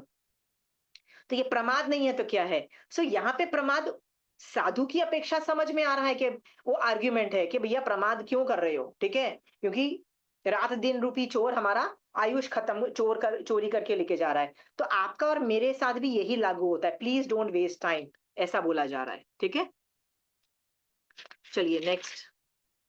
भृगु पुरोहित अपने पुत्रों से कहता है कि हे पुत्रों, अपने घर में यही स्त्रियों सहित बहुत सा धन है, अर्थात अपने पास धन भी बहुत है और स्त्रियां भी है, तथा स्वजन संबंधी भी बहुत है और शब्दादि काम गुण भी पर्याप्त है। जिन पदार्थों की प्राप्ति के लिए लोग तप जपादि करते हैं, वे सभी पदार्थ तुम्हारे स्वाधीन है, अर्थात सब सुख तुमको स्वतः प्राप्त है, तो फिर संयम क्यों लेते हो? ओके, देखो यहाँ पे पूरा हाईलाइट कर रहा है उसका फादर भृगु पुरोहित कि बेसिकली धर्म का फल क्या है? सुख। और सुख तो तुम्हारे पास है, फिर इस सुख को छोड़ के कुछ और क्यों कर रहे हो? इसका मतलब अभी तक भृगु पुरोहित का लक्ष्य क्या था? मोक्ष नहीं है। भृगु पुरोहित का लक्ष्य क्या है? पुण्य, को संसार सुख। में पुण्य और सुख। देखो अभी तक सिर्फ दोनों बच्चों का लक्ष्य मोक्ष है, पर भृगु पुरोहित बोल रहा है कि तुम सुखी हो तो फिर भैया क्यों दीक्षा ले रहे हो? मतलब सब कुछ सुख है। अभी तक भृगु पुरोहित का लक्ष्य सुख है, अभी तक वो चेंज नहीं हुआ है, ठीक है। Let's read further. याद रखना, आपको एक चीज बता दूं, सम्यक दर्शन है कि नहीं मेरे में, उसका एक बहुत बड़ा, उसके जो 5 व्यवहार में से कैसे पहचानते हैं? सम, संवेग, निर्वेग, अनुकंपा, आस्था। तो उसमें जो संवेग है ना, वो संवेग क्या है? व्हाट इज संवेग? संसार के प्रति उदासीनता और मोक्ष के प्रति नहीं, अभी नहीं, मोक्ष के प्रति मतलब I need to go to moksha, right. आप देखो भृगु पुरोहित का मोक्ष के प्रति कोई भी एटीट्यूड नहीं है। सुख के प्रति उसका इच्छा है कि धर्म करो, मतलब धर्म का मतलब सुख मिलना चाहिए। इस दिस प्रूव्स के अभी तक उसका सम्यक दर्शन एक्टिवेटेड नहीं है। समझ में आ गया? चलो, बेटे का प्रतिबोध अभी भी चल रहा है। कुमार अपने पिता से कहते हैं कि हे पिताजी, धर्म धुरा के अधिकार में है, अर्थात धर्माचरण के विषय में धन से क्या प्रयोजन है, अथवा स्वजन संबंधियों से और काम भोगादि से भी क्या प्रयोजन है, अर्थात धन, स्वजन और काम भोगादि ये सब धर्म के सामने अत्यंत तुच्छ है। इसलिए हम दोनों सम्यक दर्शन आदि गुणों को धारण करने वाले श्रमण बनेंगे और द्रव्य और भाव से अप्रतिबुद्ध होकर ग्रामानुग्राम विहार करते हुए शुद्ध भिक्षावृत्ति से अपना जीवन व्यतीत करेंगे। मतलब नाउ ये लोग डिफरेंस बता रहे हैं कि आप सुख की बात कर रहे हो, हमको सुख नहीं चाहिए, हमारा इच्छा कुछ और है, हमको सम्यक दर्शन के साथ साथ हमको विहार करके अपना भिक्षावृत्ति से साधुपना पालना है, ठीक है। इनका लक्ष्य अलग ही चीज है, इनको सुख का लक्ष्य कभी था ही नहीं इन लोगों के लिए, ठीक है।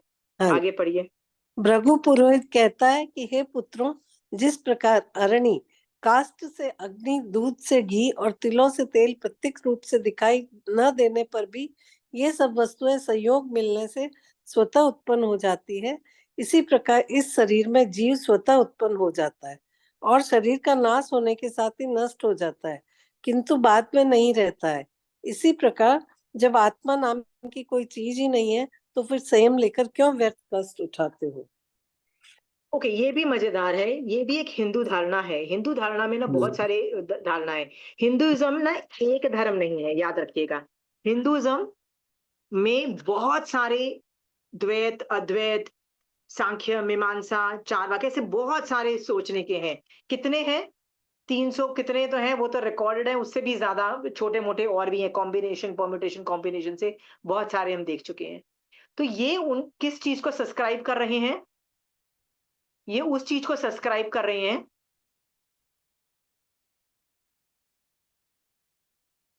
कि आत्मा और शरीर एक है, दोनों में भिन्नता है ही नहीं। तो जब मेरी बॉडी मर जाएगा तो मेरी आत्मा भी मर जाएगी। तो फिर ये आत्मा का भला होगा, ये कहाँ से लॉजिक आया? ठीक है, अगेन एक हिंदू धारणा है, उसका आर्ग्यूमेंट्स है। कुमार कहते हैं कि हे पिताजी, अमूर्त होने के कारण यह आत्मा इंद्रियों से ग्रहण नहीं किया जा सकता, अर्थात अरूपी होने के कारण यह आत्मा प्रत्यक्ष दिखाई नहीं देता, और अरूपी होने से ही यह आत्मा नित्य है, क्योंकि जो जो पदार्थ अरूपी होते हैं वे सब नित्य होते हैं।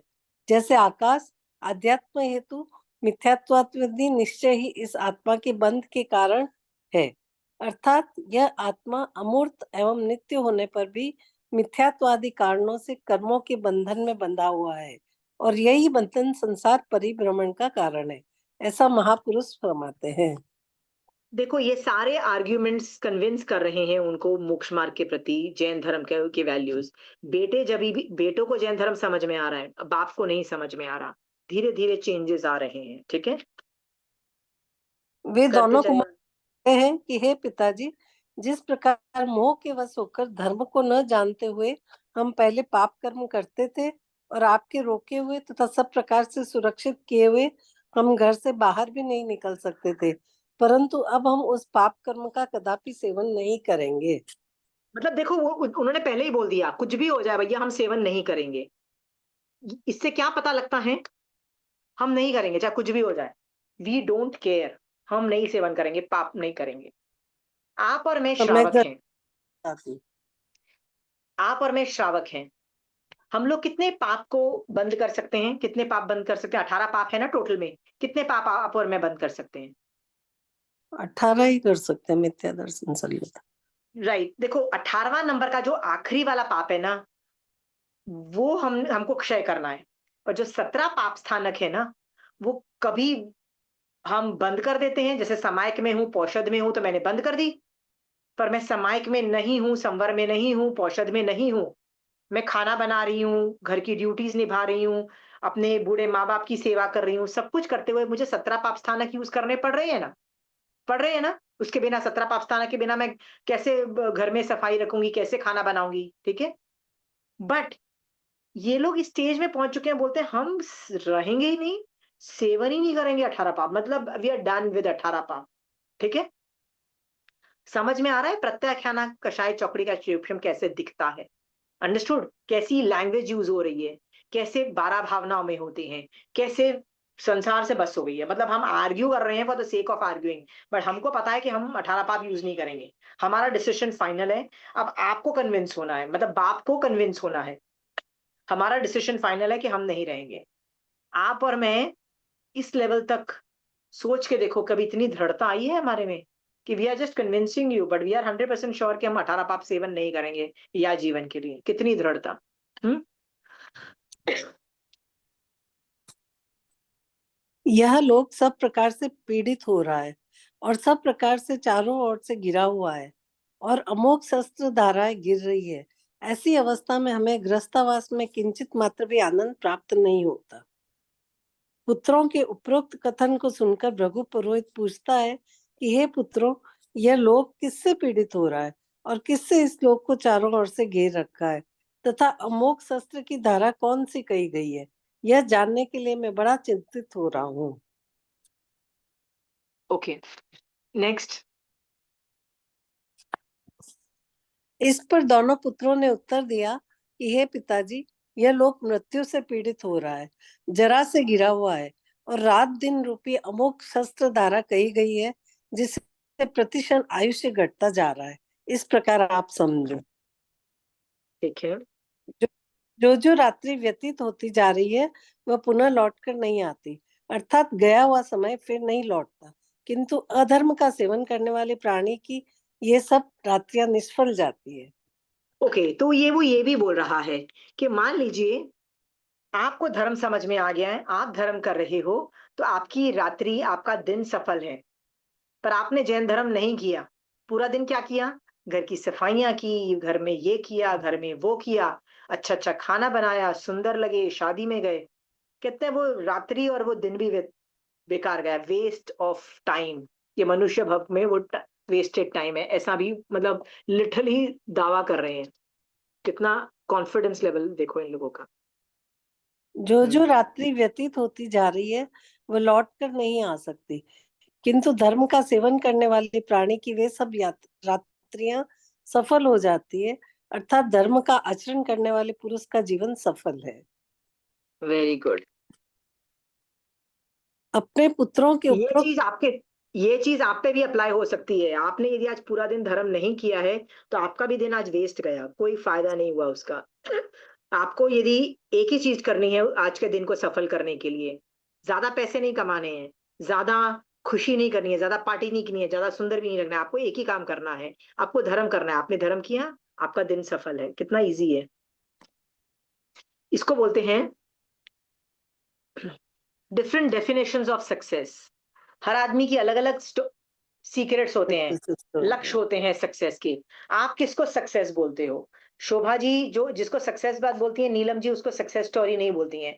क्या पता शोभा जी को पैसे ज्यादा अच्छे लगते हो, नीलम जी को सुंदर लगना ज्यादा अच्छा लगता हो, तो उसके लिए उसको लगता है कि if I have a fit body, यदि मैं रोज इतने मैराथन भाग के इतना ये करके फिट बॉडी रख सकती हूँ, तो मेरी लाइफ सक्सेसफुल है। शोभा जी बोलती है मैंने इतना करोड़ रुपया पैसे कमा के इतने घर बना लिए, तो मेरी लाइफ सक्सेसफुल है। चंचल जी, हर आदमी की अपनी डेफिनेशन है सक्सेसफुल होने की, ठीक है। जैन धर्म वेरी क्लियर है, कुछ भी कर लो, एक ही चीज मेक्स इट सक्सेसफुल। यदि आपने जैन धर्म किया है, आज आज का दिन सफल है, नहीं तो वेस्टेड। आपने चाहे कितने भी करोड़ रुपया कमा लिया है, इट्स अ वेस्टफुल डे, ठीक है। इनफैक्ट पुण्य को यूज कर लिया आपने। मान लो आज मैंने बहुत पैसे कमा लिए, 1 लाख रुपया कमा लिया, तो पुण्य का उदय की वजह से 1 लाख रुपया कमाया। क्या किया? वो और पुण्य खत्म हो गया, पाप बाद में। पाप का बंद कर लिया। तो बेसिकली और भी नुकसान का दिन है। हम खुश होते हैं, बल्कि ये नुकसान का दिन है।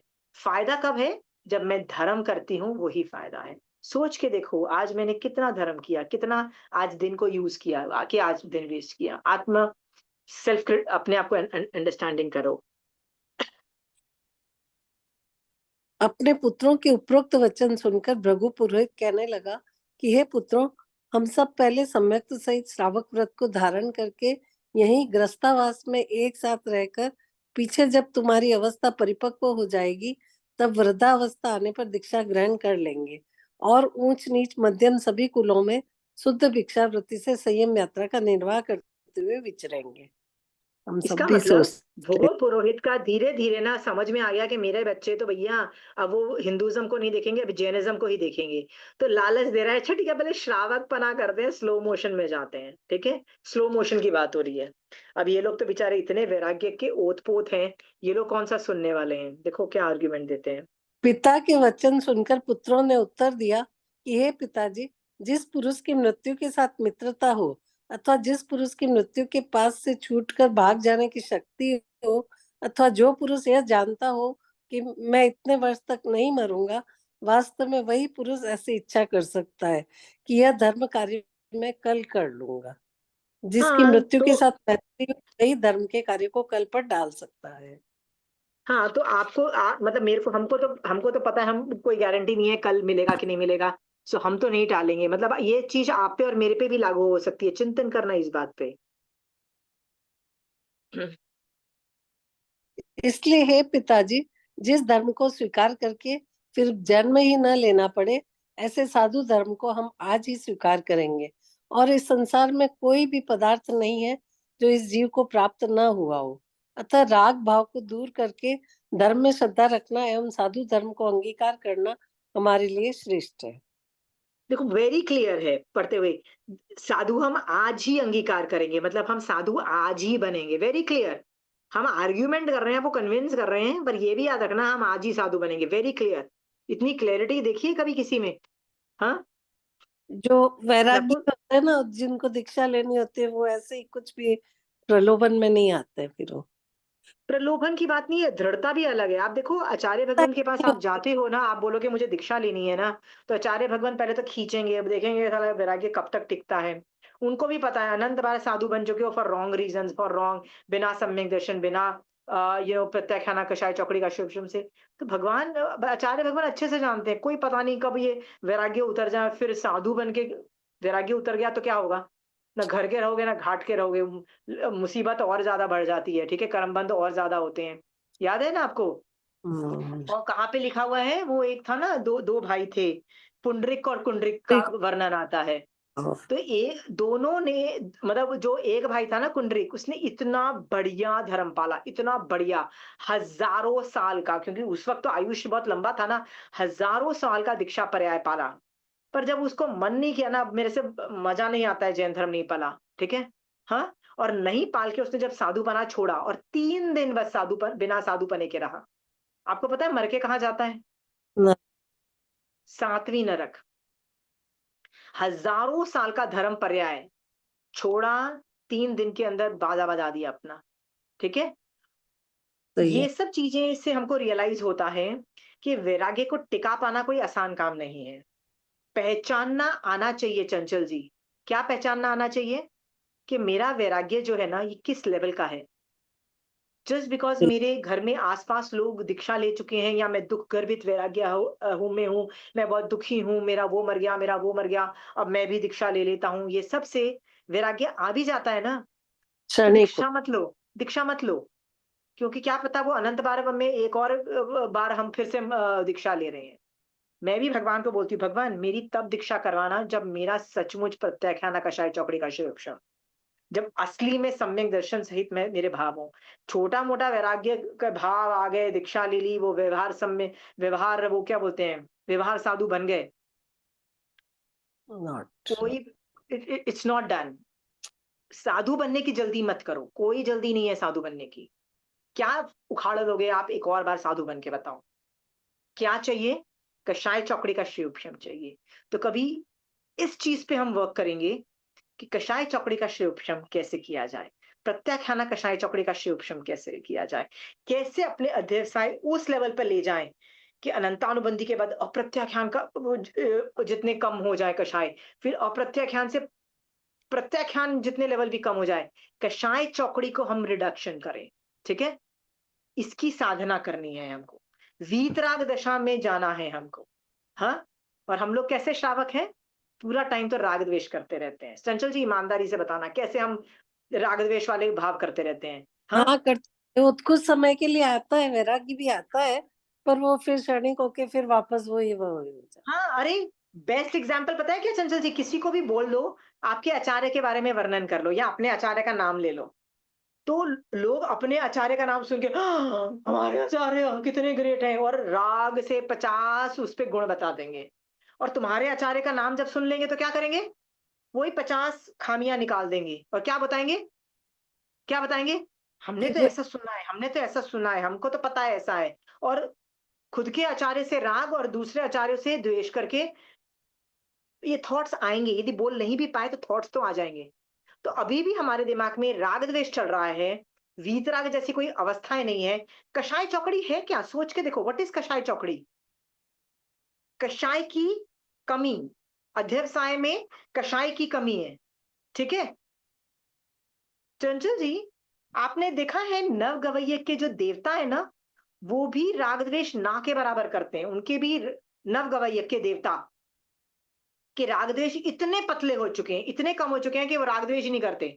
वेद मोहनिया का तो है ही नहीं, मतलब वो तो स्त्री, मतलब भोग ही नहीं भोगते हैं। वेद मोहनिया जीरो, सब कुछ जीरो ऑलमोस्ट, नाम के कषाय ही नहीं है, क्योंकि सब अहमेंद्रिय की तरह फंक्शन करते हैं, ठीक है। इतना होने के बावजूद भी नव गवैयक में सम्यक दृष्टि देव कितने? बहुत कम। सारे नवगवैये के देवता के कैसे? मिथ्या दृष्टि। इसका मतलब उनके भी अनंतानुबंधी कषाय चौकड़ी चल रही है। बाहर से बहुत कषाय कम हो गए हैं। इसका मतलब बहुत लेवल्स पे आपको वर्क करना है। बाहर लेवल पे कषाय कम करने हैं, पर अंदर के लेवल पे भी कषाय कम करने हैं। ठीक है? तब जाके प्रत्याख्याना कषाय चौकड़ी का शिवोपशम होता है। तो हम ये ढूंढें कि कैसे हम प्रत्याख्याना का कषाय चौकड़ी का शिवोपशम करें। इस पे सोचें और इस पे वर्क करें। हम सोच क्या उस लेवल तक पहुंच पाए हैं कभी? हाँ, मनुष्य बन के सोचो। आज सुबह से मैंने अपने संघ को कितना ग्रेट समझा, दूसरे के, मान लो आपके सामने कोई साधु आ जाता है, राइट? आपके सामने कोई साधु आ जाता है और आपको दिखता है वो पाल नहीं रहा, तो दिमाग में क्या क्या गालियां निकलती हैं। लुक डाउन करते हो, जज करते हैं ना, ये सब आ रहे हैं ना भाव। कितना राग और द्वेष आ रहा है ना, आ रहा है ना। तीर्थंकर भगवंत, केवली भगवंत के सामने भी मॉडर्नाइज साधु आते हैं, तो वो ऐसे ही राग द्वेष करते हैं, उनको गाली गलौज करते हैं तीर्थंकर भगवान, उनको लुक डाउन करते हैं, उनकी उनकी हड़काई करते हैं, उनको करते हैं।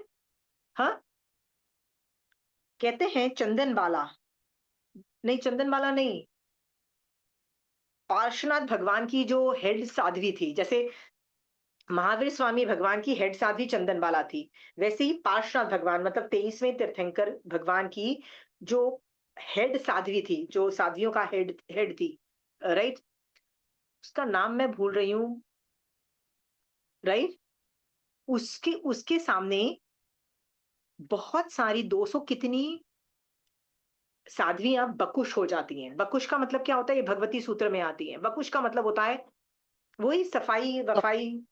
ठीक है, 5 महाव्रत में दोष नहीं लगा रही है, 5 महाव्रत नहीं तोड़ रही है, पर 5 महाव्रत के साथ साथ जो उत्तर गुण है, मतलब मूल गुण में दोष नहीं लग रहे हैं, पर सफाई अचित पानी से कर रही है, हिंसा नहीं कर रही है, पर मूल गुण में दोष नहीं लग रहे हैं, पर उत्तर गुणों में दोष लग रही है, बकुश हो चुकी हैं। बकुश को मैंने अच्छे से समझाया हुआ है, बकुश का मतलब क्या होता है। 5 महाव्रत टिके होने से भी उत्तर गुणों में दोष लगने से उनकी हेड शिष्या बार बार उनको जाके रोज उनको बोलती, क्या बोलती? ऐसे मत करो, तीर्थंकर की आज्ञा नहीं है, प्लीज सुधर जाओ, उनको बोलती। और वो क्या करती, वो जो साध्वियां थी, सुधरती नहीं। बहुत रोज होता था, रोज होता था। रोज होने के बाद क्या होती है, एक बार वो जो बकुश साध्वियां थी ना, तंग आ जाती कि रोज रोज आती है, हमको सुना के जाती है, बेटर है इस उपाश्रय को छोड़ के कहीं अलग विचरण करे, वो अलग अलग विहार कर देती हैं, और बिना प्रतिक्रमण किए, बिना आलोचना प्रतिक्रमण करके मरती हैं। और कहाँ बनती हैं? दिशा कुमारियां बनती है। आज की दिशा कुमारियां आपको पता है ना, यदि सम्यक दर्शन होता तो कहाँ विराधक हुई ना, इसलिए दिशा कुमारी बनी, ऐसा भगवती सूत्र में स्टोरी आती है। ठीक है, मेरा सवाल ये है, चंद वो जो हेड साध्वी थी पार्श्वनाथ भगवान की, वो रोज जाके बोल रही है प्लीज ऐसे मत करो, तीर्थंकर की आज्ञा नहीं है, सुधर जाओ सुधर जाओ सुधर जाओ, और वो सुधर नहीं है। बट उसको गुस्सा आ रहा है, इरिटेशन मच रही है, हाँ, गाली गलौज हो रही है, किसी को कंप्लेन कर रही है, किसी पे कानाफूसी कर रही है कि पता है ये कितने घटिया साध्वी हैं, मेरी बात नहीं सुनती हैं, ऐसा कर रही है। हाँ, क्योंकि चंदन बाला, सॉरी, वो जो हेड साध्वी थी ना, उसमें भी प्रत्याख्याना कषाय चौकड़ी का श्रेयोपशम था। समझ में आया? सिर्फ उनका स्वंजलन कषाय चौकड़ी का उदय था। तो वो अपने आप घबराई नहीं। आप और मैं सोचो, रोज किसी को जाके एक गलती बताते हैं कि प्लीज ये गलती मत करो, और जाके कल वो फिर से गलती करता है, फिर उसको फिर से गलती बताते हैं कि भैया तू ये गलती कर रहा है, सुधर जा, फिर भी वो नहीं सुधरे तो तीसरे दिन फिर से बताते हो। कितनी दिन आप बर्दाश्त कर लोगे? इरिटेशन तो मचेगी, खुंदक तो मचेगी अंदर से, ऊपर नीचे तो हम हो जाएंगे ना। ये जो ऊपर नीचे जो हम हो रहे हैं ना, दिस इज सेल्फ प्रूव कर रहा है। क्या प्रूव कर रहा है? कि हम लोग वीतराग दशा के कुछ भी नहीं करे, अभी भी राग द्वेष वहीं के वहीं है। ठीक है, ऐसे ही थोड़ी चिंगारी लगी और भड़क जाते हैं। हाँ, कितनी, क्या पता हमें सम्यक दर्शन भी नहीं है, क्योंकि सम्यक दर्शन यदि है, अनंतानुबंधी का भी शिवशम होगा ना, तो इस लेवल के कषाय नहीं भड़केंगे। ठीक है, आप क्या करोगे? ठीक है भैया, तू अपने घर, ठीक, मैं अपने घर, मेरा काम, मेरी ड्यूटी क्या थी? हेड साध्वी की क्या ड्यूटी थी? जूनियर जो साध्वियों को जाके बताना कि तुम गलत कर रहे हो, तो रोज जाके अपनी ड्यूटी करती थी। अब वो सामने वाला नहीं सुधरे तो वैसे ही चंदनमाला और मृग्यावती के साथ भी ऐसा ही हुआ। जब मृग्यावती चंद्र और सूर्य अवतरण हुआ था ना, संवत्सरण के मतलब अपने मूल विमान में आए थे, जिसकी वजह से मृग्यावती भूल गई। क्या भूल गई?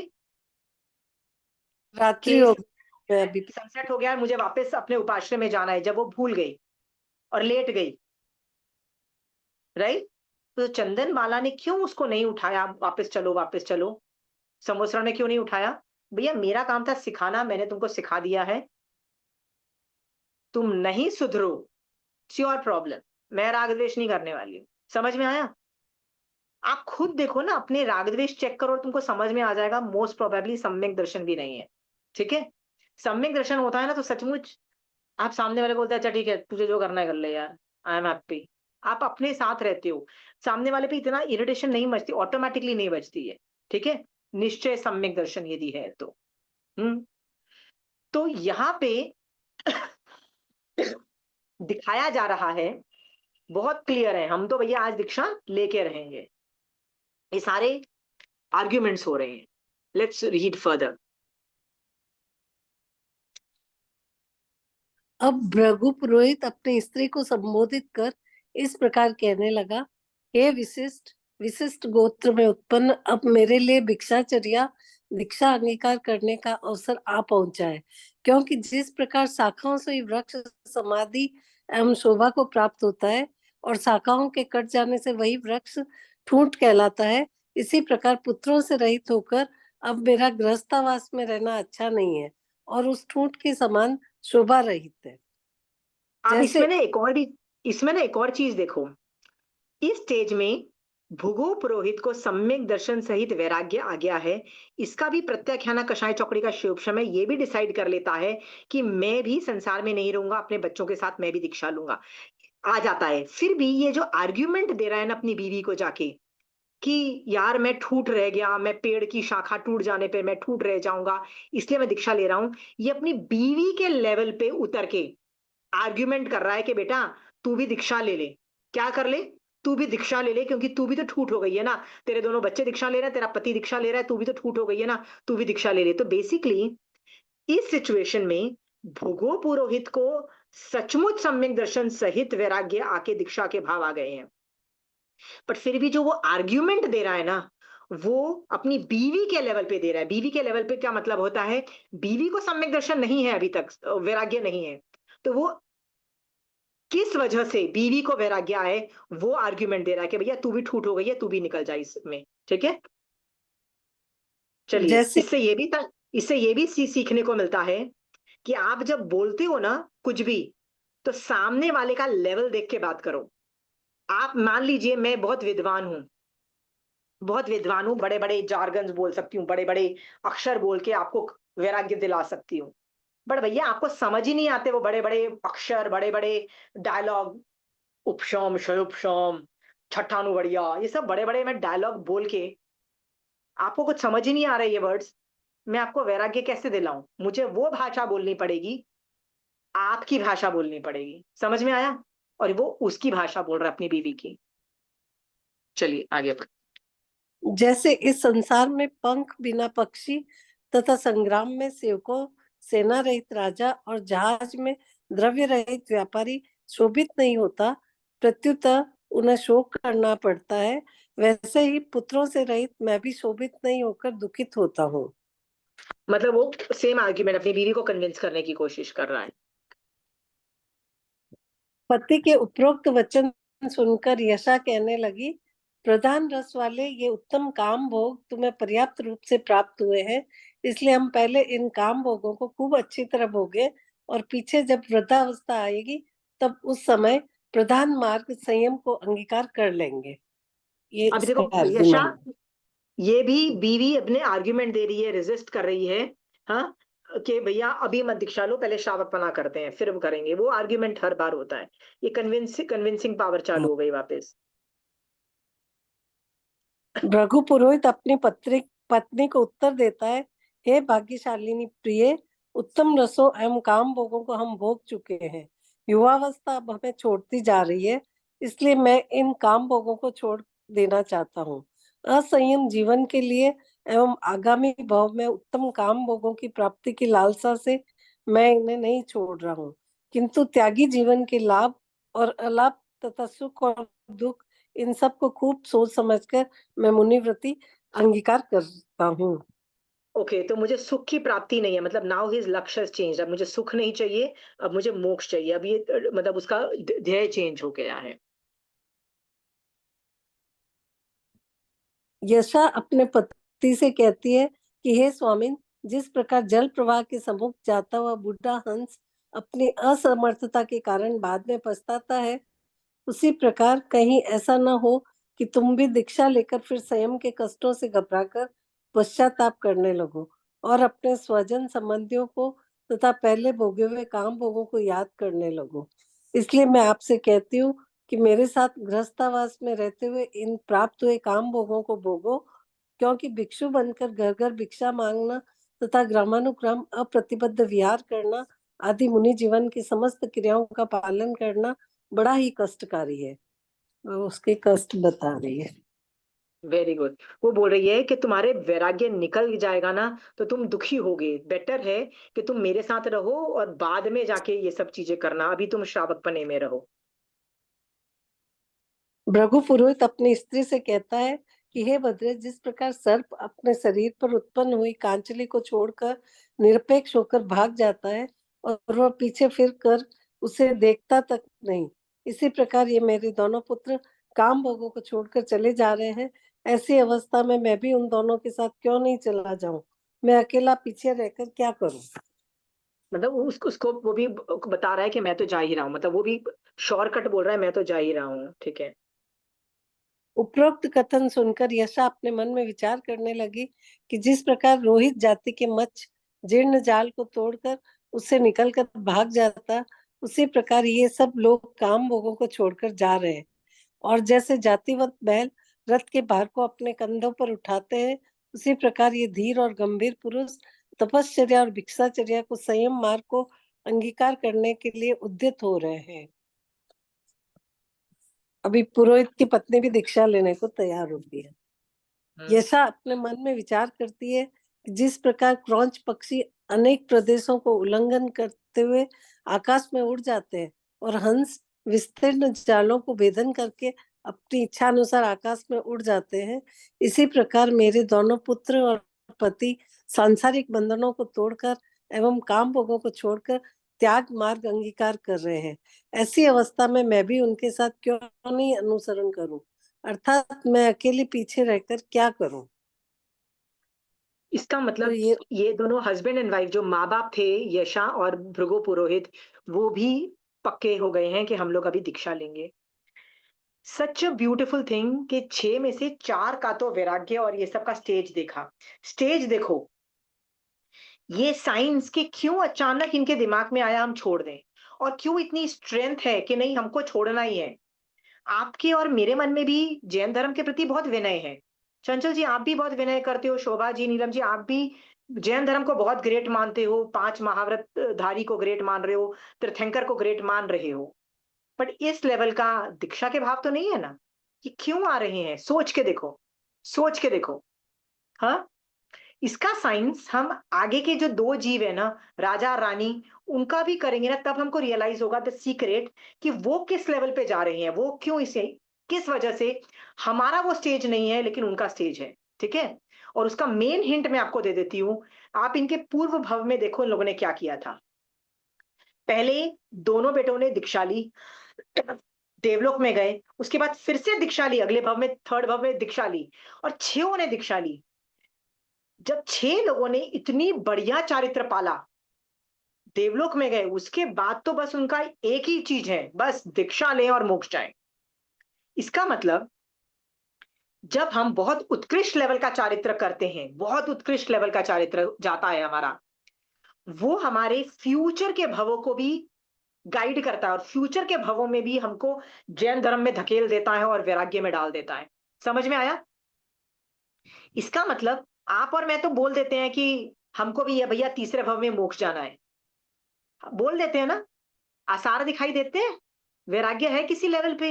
हाँ, किस लेवल पे वैराग्य है? बस भगवान ग्रेट है, बस इतना है ना, देखो तो सही इन्होंने पिछले भव में किस हाई लेवल का चारित्र पाला था, जिस वक्त इस भव के अंदर भी उनको लग रहा है नहीं, चारित्र में घुसो चाहे कुछ, हम तो भैया जा रहे हैं भाई, बाय बाय करके जा रहे हैं। आपको यदि उस लेवल पे तीसरे भव में निकलना है, आपको भी अपना चारित्र बढ़ाना पड़ेगा। ये पूरा चैप्टर वो चीज बता रहा है। देखो, हर उत्तराध्यान सूत्र का हर चैप्टर सम्यक दर्शन को पॉइंट आउट करता है, बताता है कैसे सम्यक दर्शन होता है, मोक्ष जाता है।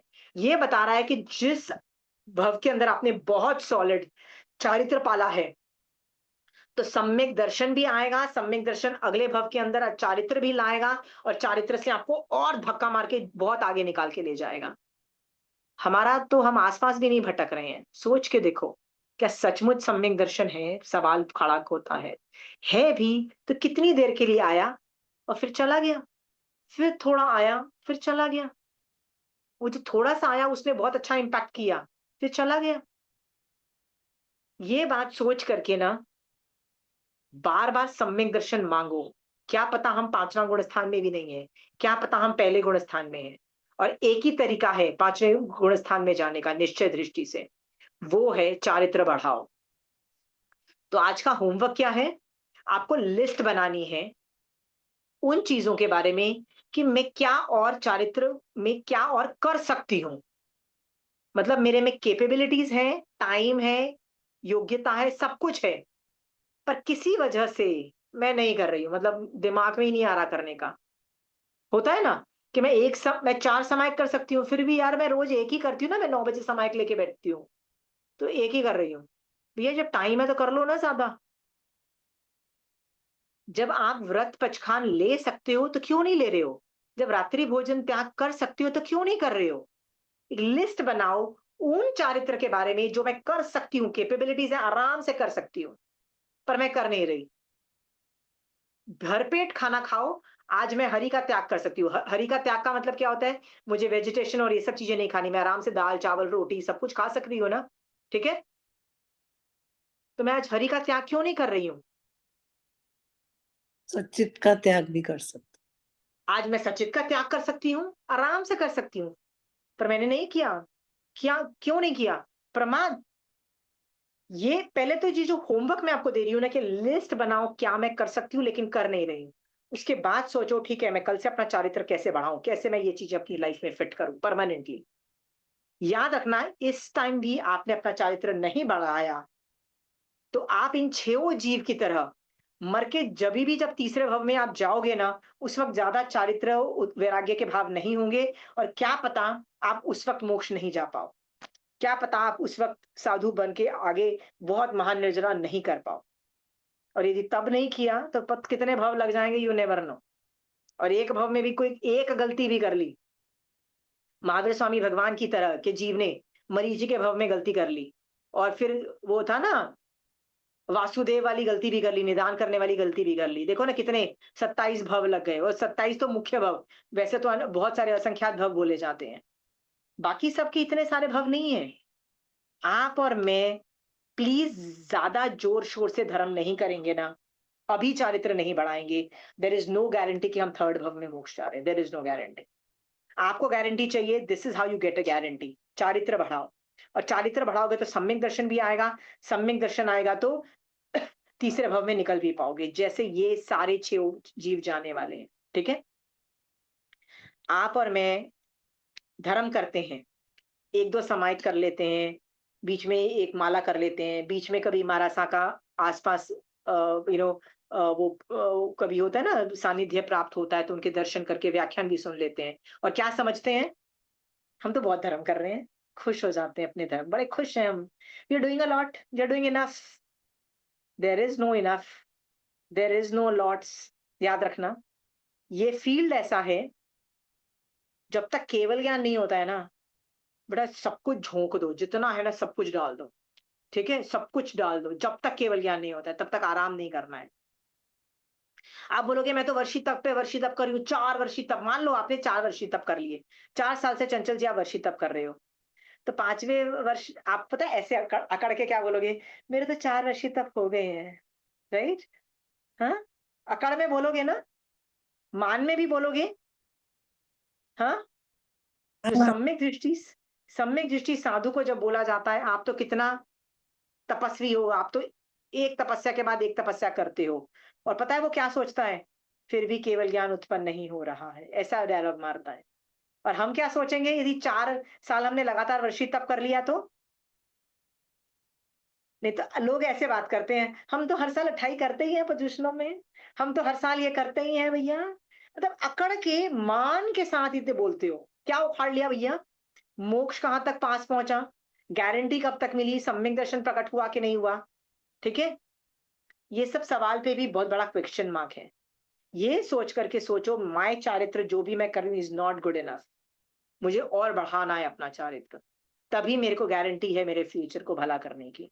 ठीक है, सो चंचल जी, आपने जितना भी धर्म किया हो, I am not saying happy. Why am I not happy? अनुमोदना कर रही हूँ आपकी एक्टिविटीज की, फिर हाँ, भी वाई एम पर आई नॉट उस हैप्पी? लेवल तक नहीं पहुंचे, पर केवल मतलब ज्ञान, स्थिरता इतनी नहीं आई, हालांकि उसका इम्पैक्ट आता है पर उतनी स्थिरता नहीं है। ठीक है, पर मैं ये बोल रही हूँ जब तक केवल ज्ञान नहीं हो रहा है हमको, तब तक हम हैप्पी नहीं होंगे अपने आप से। तब तक क्या बोलेंगे, और क्या करें, और क्या करें, और चारित्र कैसे बढ़ाएं। ठीक है, सो ये चैप्टर क्या बता रहा है, चारित्र को उत्कृष्ट ले जाने से भी सम्यक दर्शन की गारंटी होती है, अगले भवों में भी चारित्र की गारंटी होती है, और मोक्ष में निकल जाने की गारंटी होती है। ठीक है, आप और मैं जब इस तथ्य को अंदर तक ले जाओगे, और अपने चारित्र को जितना, और में और क्या ऐड कर सकते हो चारित्र में, और ज्यादा स्ट्रॉन्ग करते करते बढ़ाते नहीं जाएंगे, जब तक हम इसको एकदम जितना मैक्सिमम हम कर पाएंगे, तभी हमारा भला होगा। ठीक है, आप और मैं जरूर इस और सोचें और पुरुषार्थ करें। ठीक है, ऐसा जीव आप और मैं जब तक करेंगे, तभी हम मोक्ष जाएंगे। इसी शुभ भाव के साथ महावीर स्वामी भगवान आपकी आज्ञा से चत्तारी मंगलम, रिहंता मंगलम, सिद्धा मंगलम, साहू मंगलम, केवली पनतो धमो मंगलम। चत्तारी लघुतमा, अरिहंता लघुतमा, सिद्धा लघुतमा, साहू लघुतमा, केवली पनतो धमो लघुतमो। चत्तारी शरणं पोजामि, अरिहंते शरणं पोजामि, सिद्धे शरणं पोजामि, साहू शरणं पोजामि, केवली पनतो धमो शरणं पोजामि। जय जिनेन्द्र। जय जिनेन्द्र।